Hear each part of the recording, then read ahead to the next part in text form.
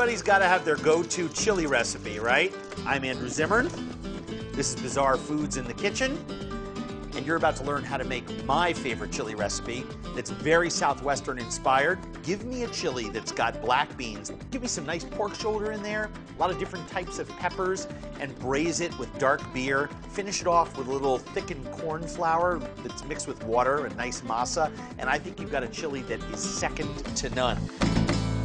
And what I do is I just put a little bit of oil in the pan just to start things going. I add some bacon because I love that smoky, porky flavor in there. I've got this diced pork shoulder. So we just want to color up our meat.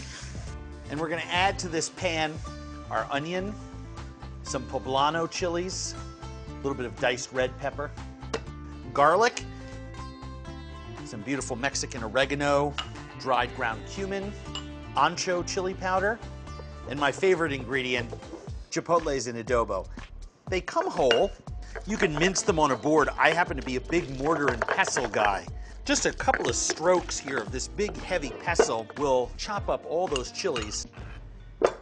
Use a couple of tablespoons there. You don't need to turn the heat down. I have this on high. You don't need to keep stirring it all the time, then it won't cook. But you do need to be aware that you don't want to burn it. Add our tomatoes. Remember that this cooks for 2-3 hours on the stove top. So things like the garlic or the larger pieces of tomato are literally going to disappear. In goes our beer. A nice, dark Mexican beer. A little stock. We drain our black beans. They've been soaking overnight in the refrigerator. This pot over here I started about 2.5 hours ago. And look how much liquid is reduced down there. Nice, gentle simmer. The beans have become tender. The pork has become tender. All we have to do is thicken it and season it and serve it. Finely milled corn flour. A little bit of water. Make a nice corn flour slurry. This is going to thicken our chili, but most importantly, it's also going to give it some great flour flavor. Chili is chili. People like different things with it.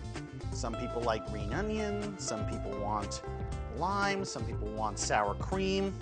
I like mine with all of the above and a little fresh lime juice. Don't forget 2 things. 1, the page you're on, travelchannel.com/bizarre, has the recipe. Print it out and make this dish and serve it with a little bit of homemade cornbread.